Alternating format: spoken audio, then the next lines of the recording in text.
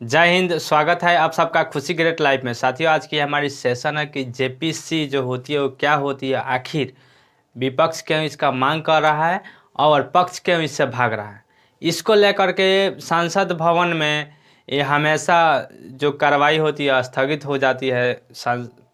पक्ष भागता रहता है, विपक्ष उस पर मांगता रहता है। इसी के चक्कर में ये संसद हमेशा बंद हो जा रही है।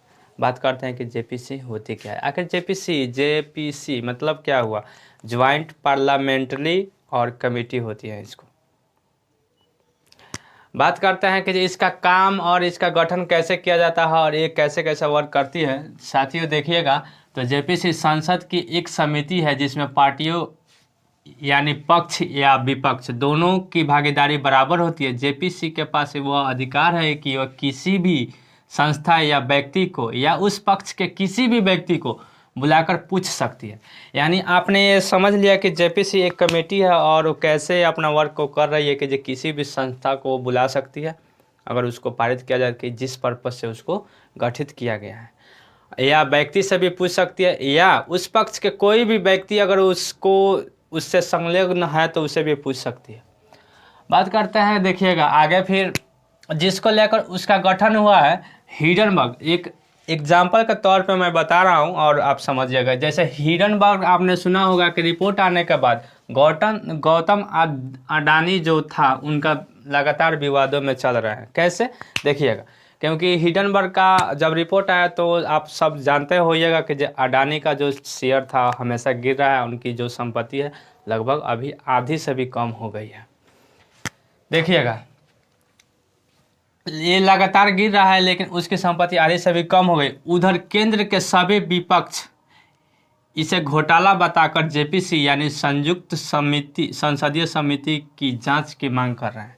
लेकिन अब आप सोच रही होइएगा कि जो इसे अडानी का शेयर गिरा तो इस पे विपक्ष क्यों मांग कर रहा है जेपीसी की। देखिएगा कैसे सरकार का विपक्ष को लग रहा है कि नहीं, कहीं ना कहीं केंद्र सरकार उसमें संलग्न है और इसकी जांच होनी चाहिए ताकि दूध का दूध और पानी का पानी हो।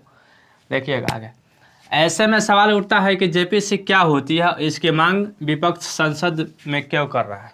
समझ गए आप।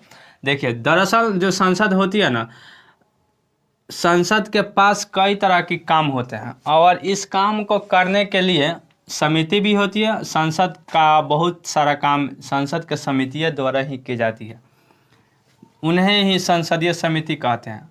अब ये संसदीय समिति आप सब समझ रहे हो कि संसदीय समिति क्या होती है। दरअसल संसदीय समिति जो है ना दो टाइप की होती है, एक अस्थायी होती है दूसरी अस्थायी होती है। अस्थायी समिति में देखिए वो यह समिति किसी खास उद्देश्य के लिए नियुक्त की जाती है और जब वो अपना पूरा काम कर लेती है तो अपना प्रतिवेदन प्रस्तुत कर देती है तथा उसका अस्तित्व समाप्त हो जाता है। अब देखिएगा प्रतिवेदन मतलब क्या होता है। प्रतिवेदन मतलब ये होता है कि जैसे कि मान लीजिए आपको कोई काम दिया जाता है, आप अपना काम को कर लिए तो उसका रिपोर्ट आपने हमें दे दिया तो आपका काम खत्म हो गया, ऐसा समझिएगा। तो उसके बाद आती है कि अस्थायी समिति क्या होती है। अस्थायी समिति को ही जेपीसी यानी संयुक्त संसदीय समिति कहते हैं। देखिएगा ये कैसे काम करते हैं, इसकी गठन क्या होती है। जेपीसी वह समिति है जिसमें सभी पार्टियों की भागीदारी बराबर होती है। वह किसी भी संस्था या व्यक्ति को बुला करके पूछताछ कर सकती है, जैसे कि मैंने आपको पहले ही बताया था। लेकिन वह संस्था या व्यक्ति या पक्ष जेपीसी के समक्ष में अगर नहीं आता है, यानी मान लीजिए कोई जेपीसी है, जेपीसी आपके ऊपर कोई कार्रवाई करना चाहती है, आपको बुलाई, आपके लिए ही गठित किया गया, लेकिन आप नहीं आते हैं तो उसके रीजन में क्या होती है।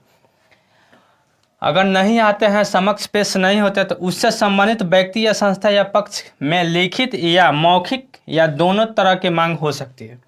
लेकिन अगर आप नहीं जाते हैं, अगर कमेटी अगर बुलाती है उसके बाद अगर आप नहीं जाते हैं तो आपको लिखित में यानी लिखित में आपको लेटर देना पड़ेगा कि क्या रीज़न था, और हो सकता है कि मौखिक और लिखित दोनों देना पड़ सकता है, जाना भी पड़ सकता है। अब बात करते हैं कि जेपीसी की शक्तियाँ क्या होती है। देखिएगा जेपीसी की शक्ति है, जैसे इसकी संसदीय समिति की कार्रवाई गोपनीय होती है। और गोपनीय का मतलब आप समझ रहे हो कि जो किसी को बताना नहीं है। लेकिन ये भी बात है कि जब हर एक चीज़ बताना नहीं है तो फिर ये आमने सामने जेपीसी की मांग क्यों कर रही है। देखिएगा लेकिन प्रतिभूति और बैंकिंग लेन देन के अनियमितताओं को मामले में एक अपवाद है कि इससे समिति निर्णय लेती है कि मामले में व्यापक जनहित को देखते हुए अध्यक्ष को समितियों के निष्कर्ष के बारे में मीडिया को जानकारी देना होता है। कुछ बिंदुओं पर जानकारी मांग सकती है, लेकिन किसी भी मामले के साक्ष्य मांगने के लिए विवाद पर अंतरिक्ष शक्ति समिति के अध्यक्ष के पास होता है। लेकिन अगर ये मान लीजिए अगर ये समिति अगर मंत्री ही उसमें संलग्न है या फिर से ऐसा कंडीशन आती है तो उसके लिए अध्यक्ष जो होता है वही हेड होता है। बाकी आप सब शायद समझ गए होंगे कि जेपीसी क्या होती है और इससे कैसे कैसे इसका अधिकार है।